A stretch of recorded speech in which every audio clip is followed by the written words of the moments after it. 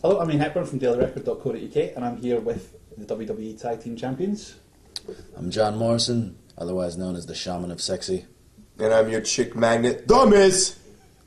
So have you had a chance to do any sightseeing? I know you were over here for an event in Edinburgh last night, but has there been any sort of chances to look around the country? We've been here. Or see the, I actually did. We've been here for like 12 hours. You know, we haven't been here. When I landed, we actually worked out, and then I walked around Edinburgh. Yeah. Did I get it right? Say it? Yes. Is it Edinburgh? Edinburgh. And like saying I saw the castle and the palace. Mm-hmm. It was really nice. Like, the castle was cool because it's like, you always hear about, you know, what it looks like and that kind of stuff. Yeah. And when you actually see a real legit castle, it's like, it's on that, like, plane where it's, like, up. And you could see why they put it there, you know, because it's, like, it's a great defense.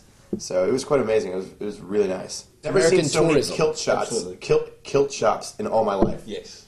I've never seen, I mean, every other store was a kilt shop. No, tempted to buy like, if one? I wanted to buy, like, a little skirt, like, I could find one easily. No problem. And surprisingly enough, we haven't seen one kilt today. Right? It's a bit cold. Oh, is it a kilt? It's cold for the kilts? Just a bit. Because you guys don't wear underwear under those, do you? No.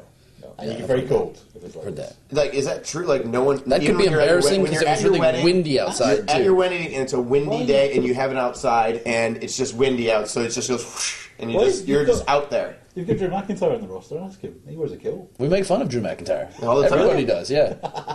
Not only does he wear a kilt, he wears really short shorts. Yes, he wears... Is that We've been talking about too? taking up a collection for him. Get him some pants. Real trousers. He needs to assimilate into American culture. He's like 2 steps behind. Doesn't even need to go American culture. Just need to get out of the 80s. Like, Yeah, his shorts right. are so short that, like, you could see it. It's like they're going in. It's an indent. Well, he has a wedgie no matter what. He has a wedgie at all times because the shorts are so short. Well, we're just a few weeks away from WrestleMania. Yes, WrestleMania. Good call. It's what, less than a month. What's the mood like in the locker room? Does it start ramping up now? You guys you're only that sort of 3-4 weeks away. And Basically, Go ahead. WrestleMania is like the Super Bowl of wrestling. So everybody is really excited to see how it's going to turn out. We know we've got some big money matches. We've got the second best fighter in the world, Floyd Mayweather, taking on the Big Show. Got Triple H. We got Undertaker versus Edge, Cena, Orton. Everybody's got the game plan. The rest of the card's filling out. It's going to be the best card in the history of WrestleMania this year. And I think the mood in the locker room is excitement. And this is where, like, kind of the busy season. Everything ramps up. We're doing this in Edinburgh.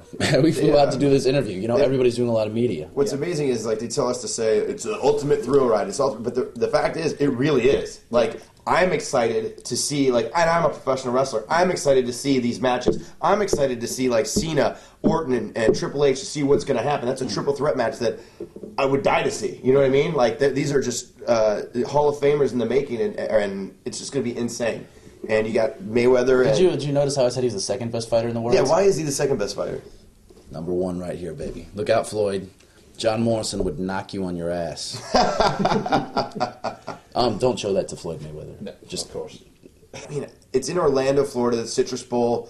There's going to be, 75,000 people. We can't wait to basically see what we're going to be doing. Does that make we don't know what we're doing yet. Special because you guys are out. You normally doing like when you're doing the arena shows, it's 15,000-20,000. We're in front of an open air crowd, 75,000. My first experience going to WrestleMania was last year at the Ford Field, 90,000 people. It's a completely different atmosphere. I mean, you don't hear the crowd until like 5 seconds later because the crowd, it goes all the way up in the stadium and then it comes back down. So it's like when you're hearing the crowd, it's like you hear them start clapping. You don't hear them start clapping until like 3 seconds later because that's how many people are there. Is there any preference you guys would have for Mania? Would be a tag match, doing Money in the Bank, anything like that? Is there anything that stands out as I'd like to do that more than anything else? I think we'd really like to do. I know I'd like to do Money in the Bank just because it's an opportunity to have that title shot. It's an opportunity to get to do a ladder match with. If we were both in it, I don't think you've ever seen a heel a tag team like us go in there and actually do it. Like you always see the Hardys in there, but it's like you know what to expect from the Hardys. You're going to see Jeff Hardy crash and burn, which is exactly why people watch him. The same reason why they watch NASCAR. They want to see a crash, But Miz and Morrison haven't been in the ladder match yet. You don't know what to expect, and we're also better than everybody. So I can tell you that we would do a better ladder match than everybody. Be jealous. Both spent a lot of time in OVW.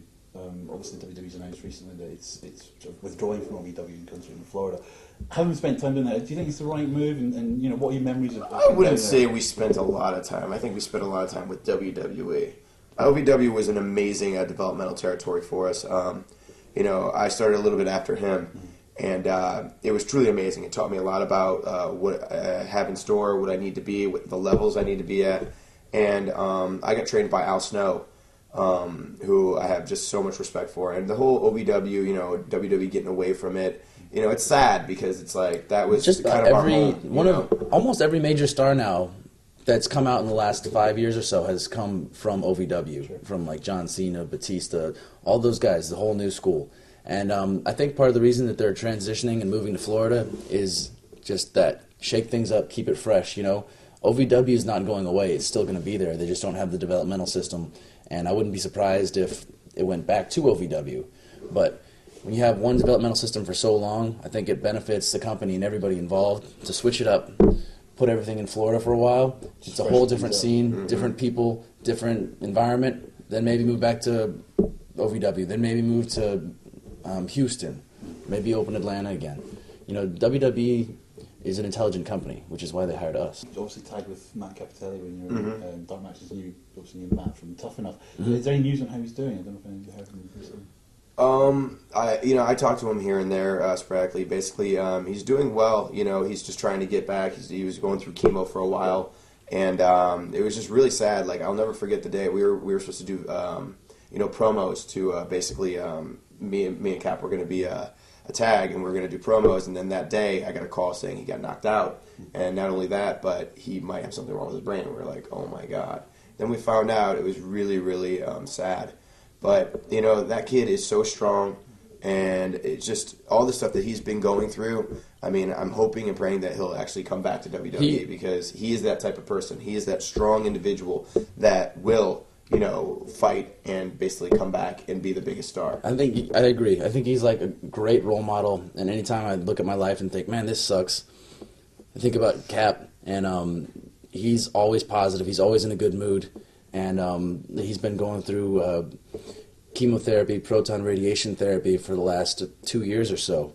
And actually he's got this picture of his brain, and it shows what parts have cancer, what parts don't have cancer. He still has to go through some chemotherapy.